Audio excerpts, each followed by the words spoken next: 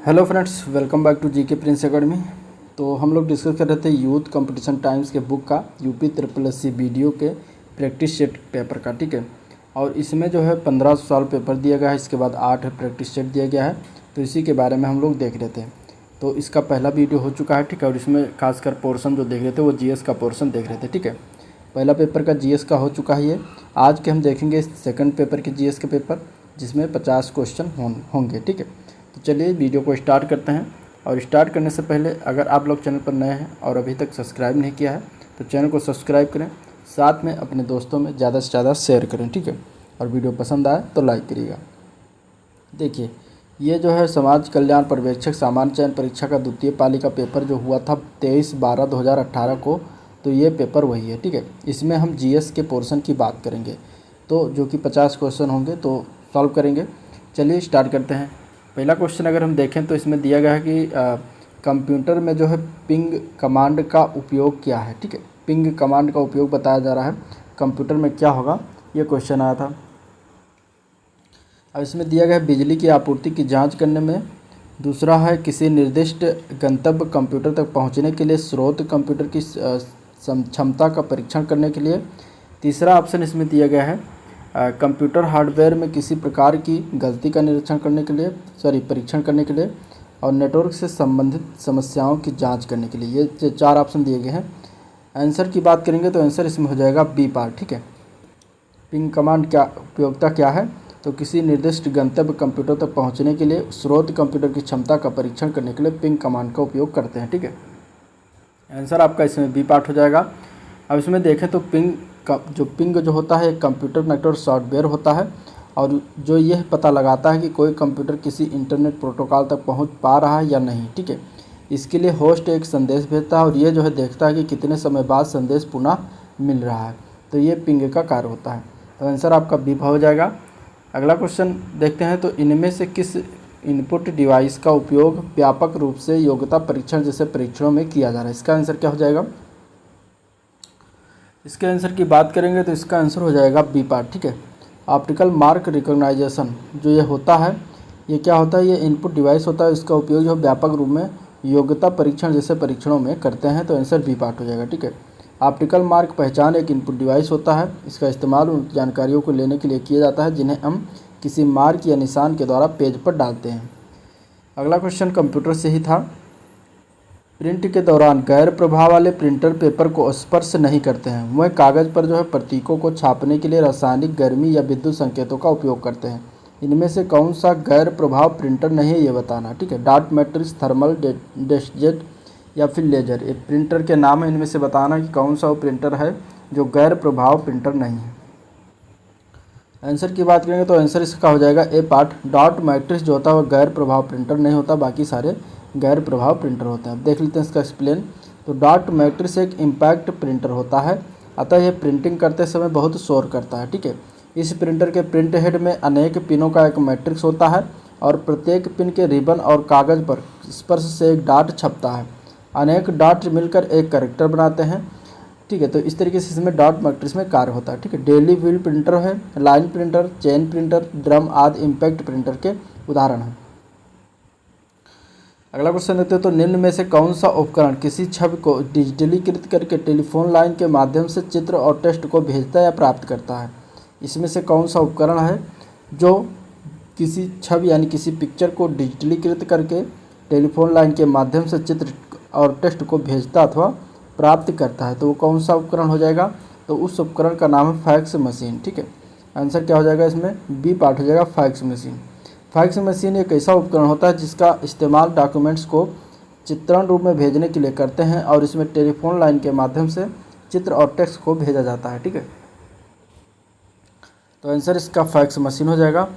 अगला क्वेश्चन देखते हैं, क्वेश्चन नंबर 105। इनमें से क्या जो है उत्तर प्रदेश में नहीं है, ठीक है। विश्वनाथ मंदिर, अस्सी घाट, आगरा किला, विक्टोरिया मेमोरियल। आंसर क्या हो जाएगा, तो आंसर इसका हो जाएगा डी पार्ट। विक्टोरिया मेमोरियल जो है ये कहाँ पर उत्तर प्रदेश में स्थित नहीं है, बाकी ये तीनों चीज़ें उत्तर प्रदेश में स्थित हैं। एक्सप्लेन देखते हैं। तो विक्टोरिया मेमोरियल जो है कोलकाता में स्थित है, एक प्रसिद्ध स्मारक है। इसका निर्माण जो है ब्रिटेन की महारानी विक्टोरिया के 25 वर्ष के शासनकाल के पूरा होने के अवसर पर किया गया था। ये जो है सफ़ेद संगमरमर से बना है विश्वनाथ मंदिर, अस्सी घाट, ये दोनों वाराणसी में स्थित है। और आगरा का किला जो है ये आगरा में स्थित है, ठीक है। ये यूनेस्को द्वारा घोषित विश्व धरोहर स्थल भी है आगरा की किला। तो इस तरीके से ये क्वेश्चन हो गया। अगला क्वेश्चन देखते हैं, इनमें से कौन सा स्थान धातु की कला, रंगीन, तामचीनी, जटिल नक्काशी के लिए प्रसिद्ध है। इसमें से बताना है कि कौन सा जो है स्थान जो है वो धातु की कला, रंगीन, तामचीनी और जटिल नक्काशी के लिए फेमस है। तो वो है उत्तर प्रदेश में मुरादाबाद जिला, ठीक है। मुरादाबाद जिला को पीतल नगरी भी कहा जाता है और ये पीतल उद्योग के लिए फेमस है, ठीक है। तो आंसर इसका हो जाएगा सी पार्ट, मुरादाबाद। उत्तर प्रदेश का मुरादाबाद पीतल उद्योग तथा हार्न एंड ब्राउन क्राफ्ट यानी शिल्प आदि के लिए फेमस है। जबकि लखनऊ में चिकनकारी के लिए, वाराणसी हथकरघा उद्योग के लिए, बनारसी सिल्क साड़ी के लिए और काष्ठ खिलौना के लिए प्रसिद्ध है। खुर्जा जो है चीनी मिट्टी के बर्तनों के लिए प्रसिद्ध है, ठीक है। अगला प्रश्न जनगणना से आया था। 2011 की जनगणना के अनुसार उत्तर प्रदेश की आबादी क्या थी। अब देखिए इसमें 200 मिलियन में करके पूछा गया है, 100 मिलियन, 400 मिलियन, 2.5 मिलियन। क्या आबादी थी, इसका आंसर क्या हो जाएगा। तो इस तरीके से आपको इसे भी ध्यान में रखना होगा, ठीक है, कि मिलियंस में कितना होगा। तो आंसर आपका हो जाएगा 200 मिलियन, ठीक है। कितनी आबादी थी, 200 मिलियन। यानी कि अगर देखा जाएगा उत्तर प्रदेश की आबादी जनगणना 2011 के अनुसार तो कितना आता है, 19 करोड़ 98 लाख आता है। और 19 करोड़ लगभग 20 करोड़ के मतलब पास में है, ठीक है। तो ये जो है 200 मिलियन के पास हो जाएगा, ठीक है। भारत की कुल जनसंख्या में 16.5% योगदान करता है। इसकी दशर्ती वृद्धि दर जो है वो कितना है, 20.23%, ठीक है। जो राष्ट्रीय औसत वृद्धि दर 17.7 से अधिक है, ठीक है। जनघनत्व इसका 829 है, जो राष्ट्रीय औसत से 382 से अधिक है। उत्तर प्रदेश का लिंगानुपात जो है 912 है, जो कि राष्ट्रीय औसत 943 से 31 कम है। और इसके बाद उत्तर प्रदेश की साक्षरता दर कितना है, 67.68। तो इसमें कुछ एक मोटा मोटा आंकड़ा हो गया। अगला क्वेश्चन देखते हैं। अगला क्वेश्चन दिया गया है कुछ चीज़ें और उसको बताना है कि ये किससे रिलेटेड है, ठीक है। देखिए निम्नलिखित पंक्तियों में उत्तर प्रदेश के किस लोक नृत्य के बारे में बात की जा रही है, ये बताना है। अब इसमें देखिए पढ़ते हैं। यह संतुलन का एक कठिन कार्य है, जहां पर्दे में एक महिला नर्तक लकड़ी के पिरामिड मंच पर 108 तेल के लैंप को अपने सिर पर रखकर प्रदर्शन करती है। गीत जो है मुख्य रूप से इस क्षेत्र में पैदा हुए भगवान श्री कृष्ण की प्रशंसा और सम्मान के लिए लिखे गए हैं, ठीक है। ये किस नृत्य के बारे में कहा जा रहा है, बताया जा रहा है। तो इसके आंसर की अगर हम बात करेंगे तो ये चरकुला नृत्य के बारे में कहा जा रहा है, चरकुला नृत्य के बारे में, ठीक है। चरकुला नृत्य में क्या होता है, ये क्षेत्र ये जो है नृत्य ब्रजवासियों के द्वारा किया जाता है और इसमें जो है बैलगाड़ी अथवा रथ के पहिए पर कई घड़े सर पर रखकर नृत्य करते हैं, ठीक है। ख्याल नृत्य जो है बुंदेलखंड क्षेत्र में किया जाता है। रासलीला में जो है श्री कृष्ण की लीलाओं का मंचन तथा रामलीला में राम की लीलाओं का मंचन किया जाता है। उत्तर प्रदेश के मुख्यतः मथुरा और वृंदावन के क्षेत्रों में रासलीला नृत्य किया जाता है, ठीक है। तो ये जो बातें अभी कही गई थी वो चरकुला नृत्य के बारे में कही गई थी। अगला क्वेश्चन है कि इनमें से कौन सी मुख्य एजेंसियों में से एक नहीं है जो उत्तर प्रदेश में भारी मात्रा में अनाज भंडारण में शामिल है, ठीक है। अनाज भंडारण के लिए कौन कौन सी एजेंसियां शामिल हैं और इनमें से बताना है कि कौन सी शामिल नहीं है, ठीक है। तो FCI, FDI, SWC या CWC। अगर हम इसमें देखेंगे तो आंसर आपका क्या हो जाएगा, यही FDI हो जाएगा। FDI इसमें शामिल नहीं है, ठीक है। अनाज भंडारण के लिए नहीं होता।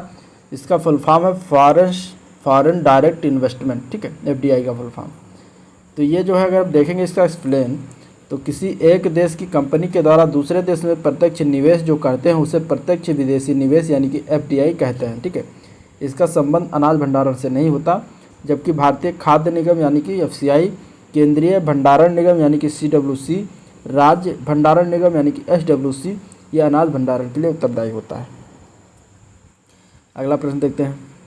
अगला क्वेश्चन आया था, निम्नलिखित में से कौन सा विकल्प उत्तर प्रदेश की महत्वपूर्ण अनाज फसलों के नाम का उल्लेख करता है। इनमें से कौन सा एक विकल्प है जो उत्तर प्रदेश की महत्वपूर्ण अनाज फसलों के नाम का उल्लेख करता है। तो अगर हम इसमें देखते हैं बी पार्ट, चावल, गेहूँ, बाजरा, जौ और मक्का, ये क्या है, ये चारों क्या है, अनाज जो है ये उत्तर प्रदेश में उगाई जाती हैं। तो आंसर इसका बी पार्ट हो जाएगा, ठीक है। चावल, उत्तर प्रदेश की प्रमुख फसलों में चावल, गेहूँ, बाजरा, जौ और मक्का आता है, ठीक है। गेहूँ, गन्ना और आलू के उत्पादन में उत्तर प्रदेश का क्या है, प्रथम स्थान आता है पूरे राज्यों में। नेक्स्ट क्वेश्चन, अगला क्वेश्चन है कृषि आर्थिक नीति अनुसंधान केंद्र की रिपोर्ट 2014-15 के अनुसार उत्तर प्रदेश के बारे में कौन सा सच नहीं है। एक कथन इनमें से जो है जो उत्तर प्रदेश के बारे में सत्य नहीं है, और वो कौन सा कथन है जो कि सत्य नहीं है। ठीक है, देखिए यूपी में 28 कृषि विज्ञान केंद्र हैं। इसके बाद उत्तर प्रदेश में 5 भारतीय कृषि अनुसंधान परिषद हैं। ठीक है, सी ऑप्शन है यूपी में 4 कृषि विश्वविद्यालय हैं और यूपी में 4 राष्ट्रीय शोध संस्थान हैं। तो इनमें से अगर हम गलत आंसर की बात करेंगे तो ये कहा गया है बी पार्ट में। ठीक है, 5 भारतीय कृषि अनुसंधान परिषद जो बताया गया ये गलत है, बाकी और तीनों ऑप्शन सही हैं। ठीक है, एक्सप्लेन देखते हैं। तो कृषि सहकारिता मंत्रालय भारत सरकार द्वारा इलाहाबाद विश्वविद्यालय में 16 नवंबर 1963 को कृषि आर्थिक अनुसंधान केंद्र की स्थापना की गई थी। ठीक है, कृषि आर्थिक केंद्र रिपोर्ट 2014-15 के अनुसार उत्तर प्रदेश में 28 कृषि विज्ञान केंद्र, 4 राज्य कृषि विश्वविद्यालय तथा 4 राष्ट्रीय शोध संस्थान है। ठीक है, वर्तमान समय में उत्तर प्रदेश में कृषि विज्ञान केंद्रों की संख्या 76 है। कृषि आर्थिक अनुसंधान केंद्र रिपोर्ट 2014-15 के अनुसार उत्तर प्रदेश में 10 भारतीय कृषि अनुसंधान परिषद संस्थान है। ठीक है, जबकि ऑप्शन बी में 5 ही दिया गया था, इसलिए गलत था। ये बातें होगी। नेक्स्ट क्वेश्चन देखते हैं। ललित कला अकादमी उत्तर प्रदेश कलाकारों को छात्रवृत्ति से पुरस्कृत करता है। इसमें से कौन सा विषय अथवा क्षेत्र नहीं है जिनमें इन छात्रवृत्तियों को दिया जाता है। ठीक है, मूर्ति, सिरेमिक, कला इतिहास, फैशन डिजाइनिंग, इसमें से कौन सा एक क्षेत्र नहीं है जिनमें जो है इन छात्रवृत्तियों को प्रदान किया जाता है। क्या होगा इसका आंसर?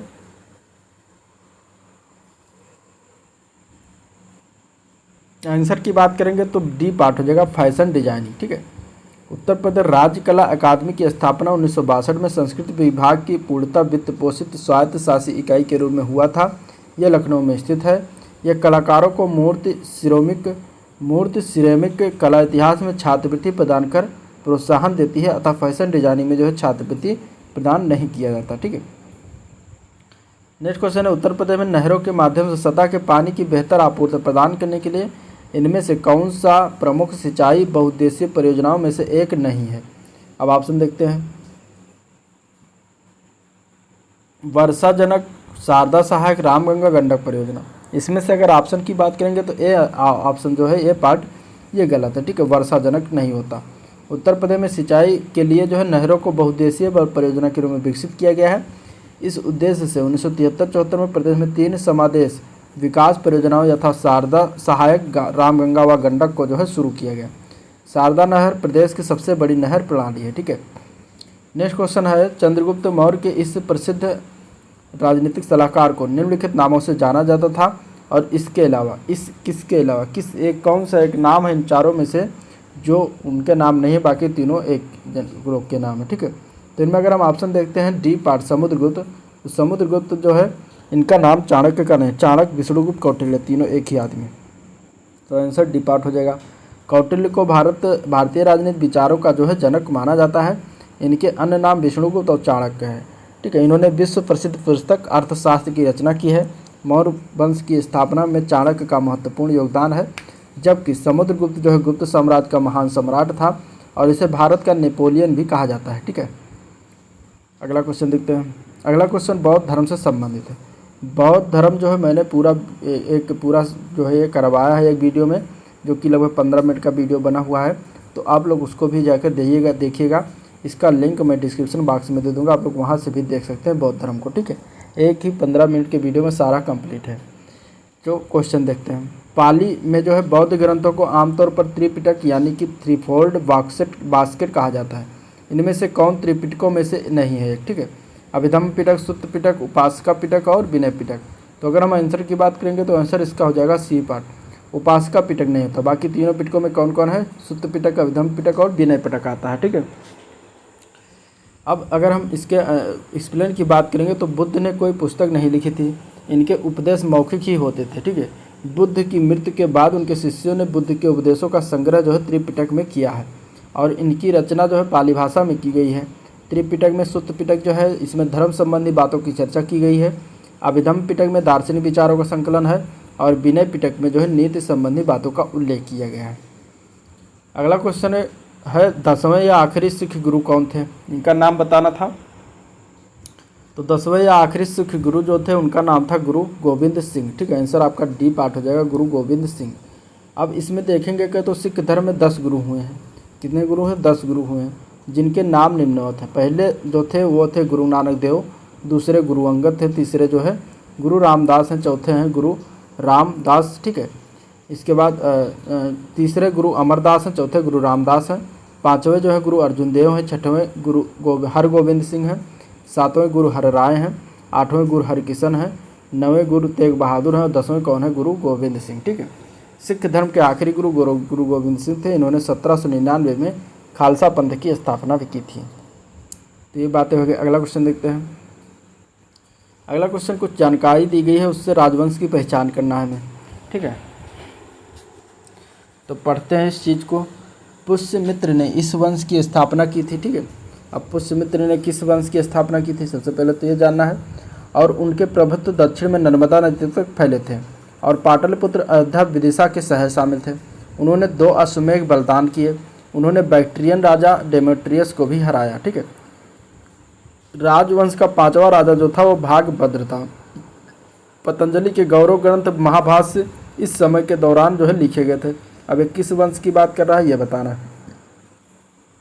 तो पुष्यमित्र शुंग ने शुंग राजवंश की स्थापना की थी और ये जो सारी बातें जो कही गई हैं ये शुंग राजवंश के जो है बारे में बात किया गया, ठीक है। मौर्य वंश का अंतिम जो राजा था वैदरथ को उसके सेनापति जो था पुष्यमित्र, उसने मारकर शुंग वंश की स्थापना की थी। मालविकाग्निमित्रम और दिव्यावदान व तारानाथ के अनुसार इसका राज्य जो है नर्मदा नदी तक फैला हुआ था। पाटलिपुत्र, अयोध्या और विदिशा उसके राज्य के प्रमुख नगर थे, ठीक है। नेक्स्ट क्वेश्चन है, हर्षवर्धन ने 5 इंडीज को अपने नियंत्रण में लिया। इनमें से कौन सा 5 इंडीज था ये बताना है, ठीक है। 5 राज्य कौन कौन से थे ये बताना है। तो 5 राज्य जो थे वो 5 राज्य पंजाब, कन्नौज, बंगाल, बिहार और उड़ीसा थे। तो आंसर इसमें क्या हो जाएगा? बी पार्ट हो जाएगा, ठीक है। बी पार्ट इसमें आंसर हो जाएगा आपका। हर्षवर्धन जो था वो पुष्यभूत वंश का महान राजा था। इसने 606 से लेकर 647 ईस्वी तक शासन किया। इसका नियंत्रण जो है 5 इंडीज यथा पंजाब, कन्नौज, बंगाल, बिहार और उड़ीसा तक था। हर्षवर्धन ने कन्नौज को अपनी राजधानी बनाया था। एक अच्छा नाटककार और कवि भी था, ठीक है। इसने जो है नागानंद रत्नावली प्रियदर्शिका नामक नाटक की रचना की है। इसी के काल में ही चीनी यात्री ह्वेनसांग ने भी भारत में यात्रा किया था। तो ये बातें हो गई हर्षवर्धन के बारे में। अब अगला क्वेश्चन देखते हैं। अकबर के नवरत्न के बारे में इनमें से कौन सा सही ढंग से मेल नहीं खाता है, ठीक है। अब देखिए इसमें अगर हम देखेंगे तो पहला दिया गया ऑप्शन अबुल फजल, तो वह अकबर के वजीर थे और अकबर के शासनकाल में अकबरनामा के लेखक थे, ठीक है। तो ये मेल खाता, ये सही बातें हैं। आंसर इसका जो है ये हो सकता है। इसके बाद हमें मेल नहीं खाता वो बताना है। तो एक दूसरा ऑप्शन दिया राजा मान सिंह, वो अकबर के वित्त मंत्री थे और ये जो वित्त मंत्री दिया गया ये गलत है। राजा मान सिंह जो थे वो आमेर के राजा थे और ये जो है भारमल का पौत्र था, भगवंत दास का पुत्र था, ठीक है। और ये जो है आमेर की गद्दी पर जो है 1589 में बैठा था और अकबर के नवरत्नों में से ये एक था, लेकिन ये अकबर का मनसबदार और मुख्य सेनापति था, ठीक है। तो ये वित्त मंत्री नहीं था। तीसरा है अब्दुल रहीम खारखाना, वह जो है एक कवि थे और अकबर के भरोसेमंद देखभाल करने वाले बेटे बैरम खान के पुत्र थे। सही है बातें, ठीक है। चौथा है मुल्ला दो प्याजा, ये मुगल सम्राट अकबर के मुख्य सलाहकारों में से एक थे। तो ये भी सही है। आपका आंसर इसमें क्या हो जाएगा? बी पार्ट हो जाएगा, क्योंकि इसमें बताना था कौन एक मेल नहीं खाता, तो बी पार्ट हो जाएगा आपका आंसर, ठीक है। और अगर वित्त मंत्री की बात करेंगे तो अकबर में तो वो थे, उनका नाम था राजा टोडरमल, ठीक है। टोडरमल के तहत वित्त मंत्री थे। नेक्स्ट क्वेश्चन देखते हैं। तो इनमें से कौन सा टेक्टोनिक प्लेट के मूवमेंट या शिफ्ट होने के कारण होता है और यहाँ से टेक्टोनिक प्लेट मिलते हैं, ठीक है। चक्रवात, बाढ़, भूस्खलन या भूकंप, किस प्रक्रिया में या किस में टेक्टोनिक प्लेट के मूवमेंट या शिफ्ट होने के कारण होता है? तो इसके आंसर की बात करेंगे तो भूकंप में टेक्टोनिक प्लेट मूवमेंट होती हैं। आंसर क्या हो जाएगा? भूकंप, ठीक है। भूकंप का अर्थ होता है पृथ्वी का कंपन। ये जो है एक प्राकृतिक घटना है जिसमें ऊर्जा के निकलने के कारण तरंगें उत्पन्न होती हैं जो सभी दिशाओं में विस्तृत होकर भूकंप उत्पन्न करती हैं। ये प्लेटों के संचयन और शिफ्टिंग के कारण उत्पन्न होती है, ठीक है। नेक्स्ट क्वेश्चन है, दुनिया को समय क्षेत्रों में बांटा गया है। समय क्षेत्र की कुल संख्या कितनी है ये बताना है, ठीक है। अब इस तरीके से 12, 24, 48, 4 पूरी दुनिया में समय क्षेत्रों की संख्या कितनी है ये बताना है। तो पूरी दुनिया में समय क्षेत्रों की संख्या टोटल 24 है, ठीक है। 24 समय क्षेत्रों में पूरी दुनिया को बांटा गया है। तो आंसर आपका 24 हो जाएगा बी पार्ट में जो दिया गया है। और दिन के प्रत्येक घंटे के अनुसार ये बनाए गए हैं। टाइम जोन किसी स्थान का समय मानक समय होता है। ये लंदन का ग्रीनविच समय होता है। भारत के टाइम जोन का निर्धारण जो है 82.5 डिग्री पूर्वी देशांतर से किया जाता है। सबसे अधिक टाइम जोन जो है वो फ्रांस देश में स्थित है। टोटल 12 टाइम जोन है। ठीक है, नेक्स्ट क्वेश्चन देखते हैं। भारत का मानक समय मेरिडियन कौन सा है? भारत का मानक समय मेरिडियन की बात करेंगे तो कौन सा हो जाएगा? तो वो हो जाएगा 82.5 डिग्री देशांतर। ठीक है, ईस्ट देशांतर हो जाएगा। आंसर इसका क्या हो जाएगा? ए पार्ट हो जाएगा। भारत का मानक समय देशांतर जो है 82.5 पर आधारित है और ये भारत के उत्तर प्रदेश राज्य के प्रयागराज के निकट मिर्ज़ापुर से होकर गुजरता है। ठीक है, ये ग्रीनविच मीन टाइम से 5.5 घंटा आगे है। IST भारत के कुल 5 राज्यों उत्तर प्रदेश, मध्य प्रदेश, छत्तीसगढ़, उड़ीसा और आंध्र प्रदेश से होकर गुजरता है। ठीक है, अगला प्रश्न है, इनमें से कौन सा महान हिमालय या हिमाद्री में पर्वत शिखर नहीं है?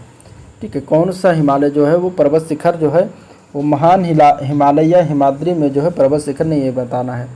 इसका आंसर की बात करेंगे तो आंसर सी पार्ट हो जाएगा।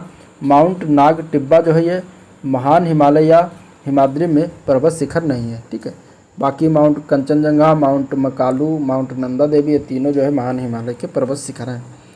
तो लघु हिमालय की औसत ऊंचाई की बात करेंगे तो 3700 से लेकर 4500 मीटर तक तथा चौड़ाई 80 से लेकर 100 किलोमीटर तक है और लंबाई लगभग 2400 किलोमीटर है। ठीक है, इस श्रेणी में जो है पीर पंजाल श्रेणी, धौलाधर श्रेणी, नाग टिब्बा एवं महाभारत श्रेणियाँ शामिल है। ये सब लघु हिमालय में आती हैं। ठीक है, और इसी श्रेणी में शिमला, कुल्लू, मसूरी, दार्जिलिंग आदि पर्यटन स्थल शामिल हैं, जबकि mount Kanchenjunga, mount Makalu, mount Nanda Devi ये महान हिमालय या हिमाद्री हिमालय के भाग हैं। तो इस तरीके से इसका एक्सप्लेन हो गया। अगला क्वेश्चन देखते हैं, इनमें से कौन सी एक भारतीय क्षेत्र में खाड़ी नहीं है? ठीक है, इनमें से कच्छ की खाड़ी, कैम्ब्रे की खाड़ी या खंभात खाड़ी कहते हैं, जिसको मन्नार खाड़ी और अकाबा की खाड़ी। तो अगर आंसर की बात करेंगे तो डी पार्ट हो जाएगा। अकाबा की खाड़ी जो है ये भारतीय खाड़ी नहीं है, बाकी तीनों क्या हैं? भारतीय खाड़ी हैं। अकाबा की खाड़ी जो है लाल सागर का भाग है। इसकी सीमा मिस्र, इजराइल, जॉर्डन और सऊदी अरब से लगती है। ठीक है, कच्छ की खाड़ी और कैम्बे की खाड़ी की सीमा गुजरात से तथा मन्नार की खाड़ी की सीमा तमिलनाडु से लगती है। तो इस तरीके से इसका एक्सप्लेन हो गया। अगला क्वेश्चन देखते हैं, इनमें से कौन सा यूरोपीय देश है? यूरोपीय देश बताना है। इनमें से कौन सा है? बुल्गारिया, सूडान, बेनिन, घाना। इनमें से यूरोपीय देश बताना है। यूरोपीय देश की बात करेंगे तो बुल्गारिया जो है ये यूरोपीय देश है। बाकी ये सूडान, बेनिन, घाना ये सब अफ्रीका महाद्वीप के देश हैं। ठीक है, तो आंसर आपका इसमें ए पार्ट हो जाएगा, बुल्गारिया। अगला क्वेश्चन देखते हैं, भारत के इन पड़ोसी देशों में कौन सा देश गलत तरीके से अपने राष्ट्रीय खेल से मेल खाता है? ठीक है, अफगानिस्तान का राष्ट्रीय खेल क्या है? बुजकाशी। बांग्लादेश का राष्ट्रीय खेल क्रिकेट, भूटान का जो है तीरंदाजी और नेपाल का वॉलीबॉल। अब इसमें कौन सा गलत है? तो गलत के ऑप्शन की बात करें तो बी पार्ट हो जाएगा। बांग्लादेश का जो है ये क्रिकेट बता रहा है, जो कि राष्ट्रीय खेल गलत है। ठीक है, बांग्लादेश का राष्ट्रीय खेल क्या है? कबड्डी है। कबड्डी का उद्गम भारत से माना जाता है। और इसके बाद अफगानिस्तान का राष्ट्रीय खेल बुजकाशी और भूटान का तीरंदाजी और नेपाल का वॉलीबॉल है। ठीक है, अब ये पड़ोसी देशों की बात कर रहा है तो रह गया 2 और देश। एक रह गया पाकिस्तान। तो पाकिस्तान का राष्ट्रीय खेल क्या है? पाकिस्तान का राष्ट्रीय खेल है हॉकी। ठीक है, और दूसरा रह गया श्रीलंका। तो श्रीलंका का राष्ट्रीय खेल क्या है? श्रीलंका का राष्ट्रीय खेल क्या है ये बताना है। तो श्रीलंका का राष्ट्रीय खेल है वॉलीबॉल। क्या है? वॉलीबॉल। ठीक है, जो कि नेपाल का भी राष्ट्रीय खेल है। ठीक है, नेपाल का भी राष्ट्रीय खेल है। तो ये चीज़ें आपको जानना चाहिए क्योंकि पूछा जा सकता है कि पूछा भी गया है। अगला क्वेश्चन देखते हैं। अगला क्वेश्चन है, बारिश की छायाएँ जो है तब बनाई जाती हैं जब हवाएं नमी को ऊपर उठाने के लिए तेज़ी से बढ़ती हैं। जहां हवा ठंडी होती है और बारिश या बर्फ़ के रूप में अपनी नमी को वेग से नीचे गिराने के लिए संघनित होती है, इनमें से कौन सा वर्षा छाया प्रभाव जो है नहीं बनाता है ये बताना है। ठीक है, अब इसके अगर हम आंसर की बात करेंगे तो आंसर इसका सी पार्ट हो जाएगा। भूमध्य सागर का तटीय क्षेत्र जो होता है वृष्टि छाया प्रदेश से नहीं बनता है। तो आंसर आपका सी पार्ट हो जाएगा। भूमध्य सागरीय वर्षा वाली पेटी का विस्तार 30 डिग्री से 40 डिग्री अक्षांशों में पाया जाता है। यहाँ वर्षा का वार्षिक औसत जो है 100 सेंटीमीटर तक रहता है। ठीक है, और यहाँ गर्मी ऋतु जो है शुष्क तथा सर्दियों में वर्षा होती है। शीतकाल में पछुआ पवनों और चक्रवातों से वर्षा होती है। अगला क्वेश्चन है, भारतीय संविधान के किस संशोधन अधिनियम ने मतदान की उम्र 21 से घटाकर 18 कर दी गई है? ये जो क्वेश्चन इसके पिछले वाले प्रैक्टिस सेट में भी डिस्कशन हो चुका है। तो इसमें आंसर इसका क्या हो जाएगा, आंसर की बात करेंगे तो डी पार्ट हो जाएगा। 61वां संविधान संशोधन जो 1989 में हुआ था, उसमें मतदान की आयु जो है 21 वर्ष से घटाकर 18 वर्ष कर दिया गया है। ठीक है, और यह अनुच्छेद 326 में मेंशन है, इसमें संशोधन किया गया था। ठीक है, 73वां और 74वां संविधान संशोधन जो हुआ था वो पंचायत और नगर निकाय के संवैधानिक दर्जा प्रदान किया गया था। 86वां संविधान संशोधन 2002 के द्वारा शिक्षा के अधिकार को मूल अधिकार यथा अनुच्छेद 21A में शामिल किया गया था। ठीक है, नेक्स्ट क्वेश्चन देखते हैं, इनमें से कौन सा संघ सूची के तहत कोई विषय नहीं है। आंसर की बात करेंगे तो ए पार्ट हो जाएगा। सार्वजनिक स्वास्थ्य जो होता है वो संघ सूची का विषय नहीं होता, बाकी परमाणु ऊर्जा, विदेशी मामले, युद्ध और शांति ये सब संघ सूची के विषय हैं। तो परमाणु ऊर्जा, विदेशी मामले और युद्ध और शांति संघ सूची का विषय है। सार्वजनिक जो है ये स्वास्थ्य जो है ये राज्य सूची का विषय है। भारतीय संविधान के 7वीं अनुसूची में केंद्र और राज्यों के बीच शक्ति के बंटवारे के बारे में दिया गया है। इसके अंतर्गत 3 सूचियाँ हैं। संघ सूची का विषय 100 विषय है और मूल संविधान में 97 विषय थे। राज्य सूची में 61 विषय है वर्तमान में, मूलतः ये 66 विषय थे। ठीक है, समवर्ती सूची में 52 विषय हैं और मूल संविधान में 47 विषय थे। तो इस तरीके से समय के अनुसार घटाया बढ़ाया भी गया। अगला क्वेश्चन देखते हैं, कृषि में नवाचार और उद्यमिता को बढ़ावा देने के उद्देश्य से भारत सरकार स्टार्टअप और उन्हें संभावित निवेशकों से जोड़ने में सक्षम बनाने के लिए एक नया कार्यक्रम शुरू कर रही है और इस कार्यक्रम को क्या कहा जाता है।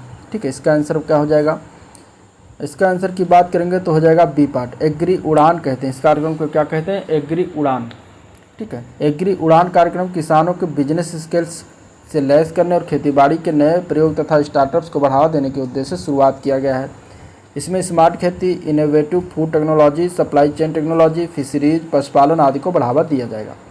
ठीक है, नेक्स्ट क्वेश्चन है, निम्नलिखित में से कौन सा संसद का कार्य एक नहीं होता।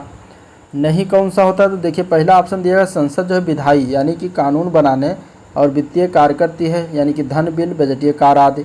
इसके अलावा यह कार्यकारी को भी नियंत्रित करती है और इसकी जवाबदेही सुनिश्चित करती है। तो ये ऑप्शन तो सही हो जाएगा। ठीक है, ये कार्य करता है, संसद का ये कार्य होता है। अगला ऑप्शन इसमें दिया गया है, संसद कुछ चुनावी कार्य करती है क्योंकि ये भारत के राष्ट्रपति और उपराष्ट्रपति का चुनाव करती है, तो ये भी सही हो जाएगा। ठीक है, ये भी कार्य करती है संसद। संसद में संविधान यानी कि संशोधन शक्ति के परिवर्तन पर चर्चा करने और लागू करने का भी अधिकार है, तो ये भी करता है संसद। ठीक है, इसके बाद चौथा दिया गया, संसद के पास कोई न्यायिक कार्य नहीं है, तो ये गलत है। ठीक है, आपका आंसर भी यही हो जाएगा क्योंकि इसमें से पूछा गया कौन मेल नहीं खाता।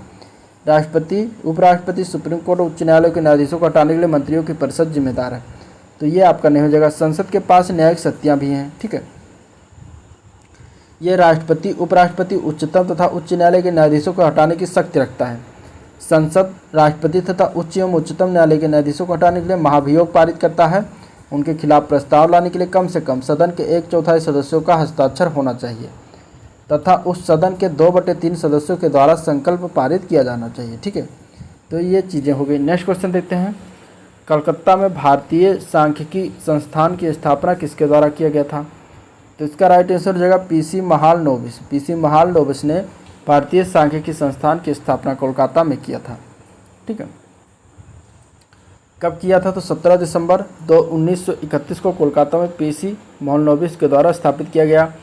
संस्थान ने जो है 1959 में भारतीय संसद के एक अधिनियम द्वारा राष्ट्रीय महत्व की संस्था का दर्जा प्राप्त किया। ठीक है, इसका मुख्यालय कहाँ पर है, कोलकाता में स्थित है और इसके अलावा इसके 4 केंद्र और बनाए गए, दिल्ली, बेंगलुरु, चेन्नई और तेजपुर में। ठीक है, नेक्स्ट क्वेश्चन देखते हैं।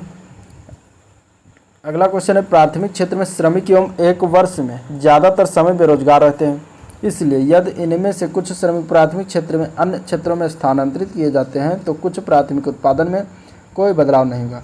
इस प्रकार की बेरोजगारी को क्या माना जाता है, यह बताना है।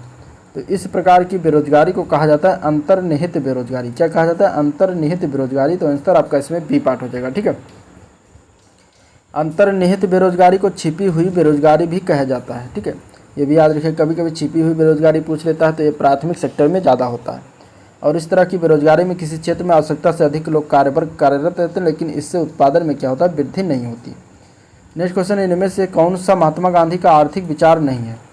गैर हिंसक अर्थव्यवस्था, विकेंद्रीकरण, कुटीर उद्योग, मशीनरी और नवीनतम तकनीक का अधिकतम उपयोग, गाँव या गाँव सर्वोदय का पुनर्जन्म। तो राइट आंसर इसमें सी पार्ट हो जाएगा। ठीक है, ये जो है गांधी का विचार नहीं है, मशीनरी और नवीनतम तकनीक का अधिकतम उपयोग। गांधी जी बड़े पैमाने पर औद्योगिकरण के कट्टर विरोधी थे। उनका विश्वास था कि बड़े पैमाने के उत्पादन से ही विभिन्न सामाजिक और आर्थिक दोष उत्पन्न हुए हैं। मशीनों का प्रयोग मनुष्य के आलसी बना देता है। महात्मा गांधी गैर हिंसक अर्थव्यवस्था, विकेंद्रीकरण, कुटीर उद्योग और गांव तथा गांव के लिए सर्वोदय का पुनर्जन्म के समर्थक थे। ठीक है,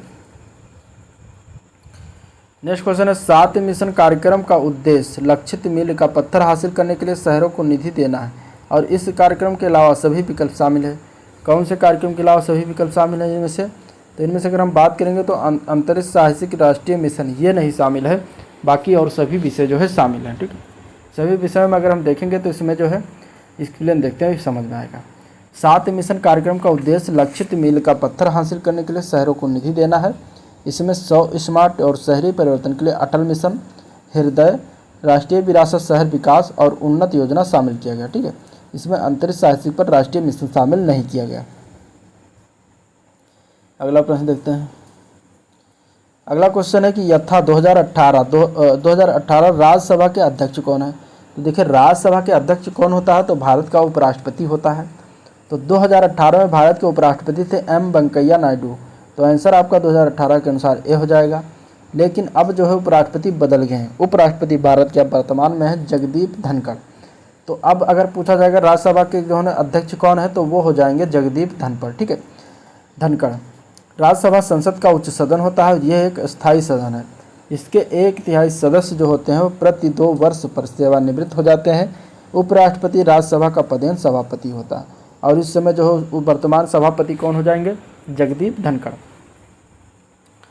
नेक्स्ट क्वेश्चन है मध्य प्रदेश राज्य सरकार ने एक योजना शुरू की जहां गरीबी रेखा के नीचे परिवारों को 200 रुपये प्रति माह की लागत से बिजली प्रदान की जाएगी। इस योजना को क्या कहा जाता है? ये मध्य प्रदेश सरकार के द्वारा जो शुरुआत किया गया क्या हो जाएगा इसका आंसर? आंसर इसका हो जाएगा संबल योजना। क्या रखा गया उसका योजना का नाम? संबल योजना। ठीक है, आंसर इसका सी पार्ट हो जाएगा। मध्य प्रदेश राज्य के तत्कालीन मुख्यमंत्री थे शिवराज सिंह चौहान। उन्होंने मुख्यमंत्री जन कल्याण यानी कि संबल योजना 2018 की शुरुआत की थी। ठीक है, तो आंसर आपका इसमें सी पार्ट हो जाएगा। नेक्स्ट क्वेश्चन देखते हैं। थॉमस कप, जिसे कभी कभी विश्व पुरुषों की टीम चैंपियनशिप कहा जाता है, खेल के वैश्विक शासी निकाय बैडमिंटन वर्ल्ड फेडरेशन के सदस्य राष्ट्रों का प्रतिनिधित्व करने वाली टीमों में से एक अंतर्राष्ट्रीय बैडमिंटन प्रतियोगिता है। किस टीम ने थॉमस कप 2018 जीता, ये बताना। ठीक है, तो थॉमस कप 2018 का जो है जीता गया था चाइना के द्वारा। आंसर इसका डी पार्ट हो जाएगा, चाइना या चीन। ठीक है, और इसके बाद फाइनल में चीन ने जो है जापान को हराकर थॉमस कप जीता था। 27वां संस्करण महिलाओं की टीम प्रतियोगिता 2018 उबेर कप में जापान ने थाईलैंड को पराजित करके जीता था। थॉमस कप 2021 इंडोनेशिया ने चीन को हराकर विजय प्राप्त किया। चीन ने जापान को हराकर उबेर कप 2021 का खिताब जीता था। ठीक है, अब इसका आयोजन कहाँ पर हुआ था? तो डेनमार्क के आरहुस में किया गया था।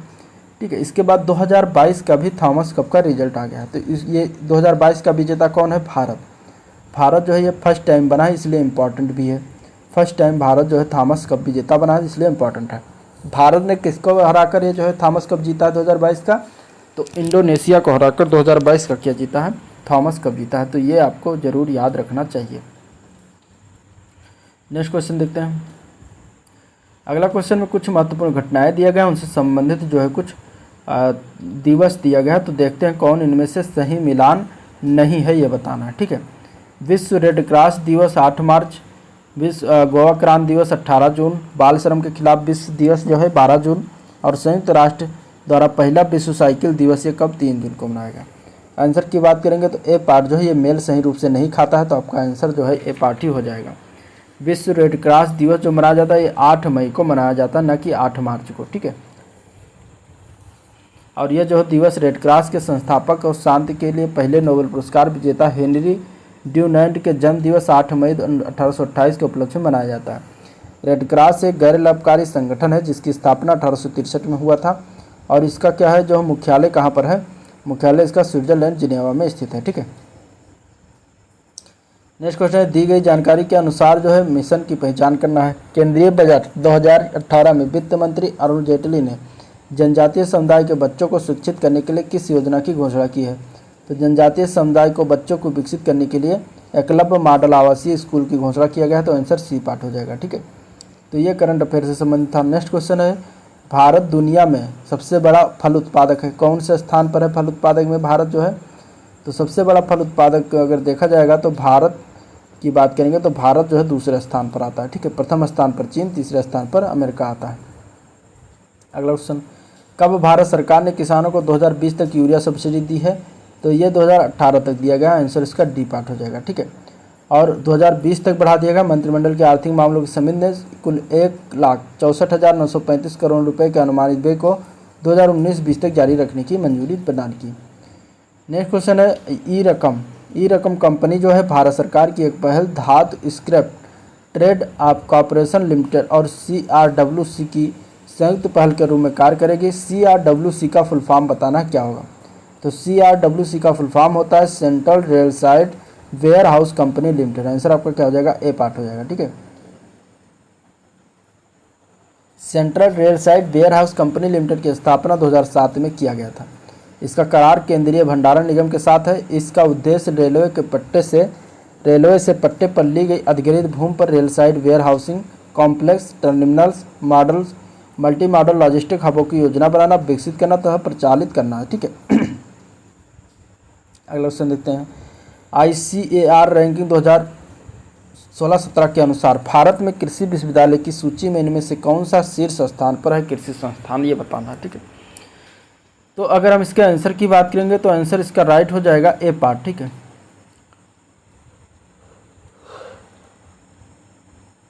ए पार्ट में जो दिया गया national dairy research institute Karnal Haryana में जो है ये प्रथम स्थान पर आया था कृषि संस्थान में, ठीक है। और इस समय अगर देखा जाए तब भी यही प्रथम स्थान पर है। एक्सप्लेन देखते हैं। द्वितीय स्थान की बात करेंगे तो भारतीय कृषि अनुसंधान संस्थान नई दिल्ली को दिया गया था। 2020-21 में भी national dairy research institute Karnal Haryana का ही प्रथम स्थान है। अगला क्वेश्चन है, भारत में कई केंद्रीय सरकारी संगठन है जो कृषि विपणन में शामिल है, इनमें से कौन सा ऐसा संगठन नहीं है, ये बताना, ठीक है।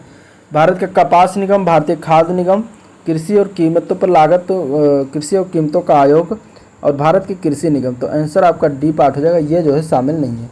भारत की कृषि विपणन को बढ़ावा देने के लिए कपास निगम, नेफेड, भारतीय खाद्य निगम, कृषि लागत और कीमत आयोग उत्तरदायी होते हैं। तो आंसर आपका डी पार्ट हो जाएगा। नेक्स्ट क्वेश्चन है, इनमें से कौन सा ई कॉमर्स कंपनी नहीं है? ई कॉमर्स कंपनी, तो यही .com जो दिया गया है ये ई कॉमर्स कंपनी नहीं, बाकी अमेजन, ईबे, फ्लिपकार्ट ये तीनों क्या हैं? ई कॉमर्स कंपनियाँ हैं, ठीक है। तो आंसर आपका क्या हो जाएगा? इसमें डी पार्ट हो जाएगा। ई कॉमर्स या ई वाणिज्य इंटरनेट के माध्यम से किया गया व्यापार का संचालन को क्या कहते हैं? ई कॉमर्स कंपनी कहते हैं। नेक्स्ट क्वेश्चन में बताना है कि कौन सा असंगत है। प्रिंटिंग प्रेस, अब ये देखिए आविष्कार से संबंधित क्वेश्चन है। बैक्टीरिया का आविष्कार, ऑक्सीजन का आविष्कार, हाइड्रोजन का आविष्कार। तो इसमें से अगर हम आंसर की बात करेंगे तो डी पार्ट हो जाएगा। हाइड्रोजन का आविष्कार पास्कल ने नहीं किया था, ठीक है। हाइड्रोजन की खोज जो है हेनरी कैवेंडिश ने किया था और ये आवर्त सारणी का पहला तत्व जो सबसे हल्का भी है। प्रिंटिंग प्रेस के आविष्कारक जोहान्स गुटेनबर्ग थे। बैक्टीरिया की खोज एंटनी वान ल्यूवेनहॉर्क ने किया था। ऑक्सीजन की खोज एंटनी लॉरेंस लेवेजियर के द्वारा किया गया था। तो इसका आंसर का आपका डी पार्ट हो जाएगा। नेक्स्ट क्वेश्चन देखते हैं। अगला क्वेश्चन, निम्नलिखित में से कौन सा सिद्धांत या कानून सही तरीके से मेल नहीं खाता, ठीक है। एवोगाड्रो का कानून जो दिया गया है या एवोगाड्रो का नियम जो है, एक ही तापमान और दाब में सभी गैसों के बराबर मात्रा में अणुओं की संख्या समान होती है, तो ये सही है। एवोगाड्रो लॉ जो है यही कहता है। अब आपको इसमें लॉ आना चाहिए, ज़रूरी है। बॉयल का नियम क्या कहता है? तो गैसों के दबाव और मात्रा के बीच का संबंध बताता है, तो ये भी सही है। संक्रामक सिद्धांत क्या है? तो व्यक्ति से व्यक्ति में संचारित होने वाली जीवित एजेंट के कारण होने वाली संक्रामक बीमारियां जो होती हैं वो संक्रामक सिद्धांत होती हैं, तो ये भी सही है। हुंड का नियम क्या है? तो परमाणु में कोई भी दो इलेक्ट्रॉन एक ही ऊर्जा स्तर पर नहीं रखते, ये गलत है, यही हमें बताना था, ठीक है। हुंड के उच्चतम बहुलता वाले नियम के अनुसार समान ऊर्जा वाले कक्षकों में इलेक्ट्रॉन का वितरण इस प्रकार किया जाता है कि पहले रिक्त कक्षकों में इलेक्ट्रॉन को भरा जाता है तथा उसके पश्चात आंशिक रूप से भरे कक्षकों में इलेक्ट्रॉन का जोड़ा बनाया जाता है, ठीक है। नेक्स्ट क्वेश्चन है, आयने अकबरी किसने लिखा? तो आयने अकबरी जो है अबुल फजल के द्वारा लिखा गया, आंसर इसका सी पार्ट हो जाएगा। आयने अकबरी किसके द्वारा? अबुल फजल के द्वारा रचित अकबरनामा का ही एक भाग है। अबुल फजल मुगल बादशाह अकबर के दरबार में रहते थे। बीरबल, फैजी और मुल्ला दो प्याजा जो है अकबर के दरबारी थे और ये सभी अकबर के नौरत्नों में से थे। नेक्स्ट क्वेश्चन, इसमें असंगत मेल की पहचान करना है। आशा और इतिहास के बीच बिल क्लिंटन द्वारा लिखित। पक्षी और जानवर मार्क ट्वेन ने लिखा। Black hole baby to universal ये स्टीफन हॉकिंग के द्वारा। और ब्रोकन विंग ये इंदिरा गांधी। तो ये गलत है, डी पार्ट ब्रोकन विंग वाला। ब्रोकन विंग इंदिरा गांधी की नहीं बल्कि सरोजनी नायडू की रचना है, ठीक है। ब्रोकन विंग किसने लिखा है? सरोजनी नायडू। इनकी अन्य रचनाओं में the golden threshold, the bird of time, the songs of India आदि है, और विकल्प और बाकी सारे सही हैं। तो ये था ओवरऑल आज का वीडियो। अगर पसंद आया तो लाइक करिए, चैनल को सब्सक्राइब करिए, साथ में बेल आइकन भी प्रेस कर दीजिए जिससे कि नया वीडियो अपलोड हो तो तुरंत आपको नोटिफिकेशन उसका मिल जाए, ठीक है। और अपने दोस्तों में ज़्यादा से ज़्यादा शेयर कर दीजिएगा।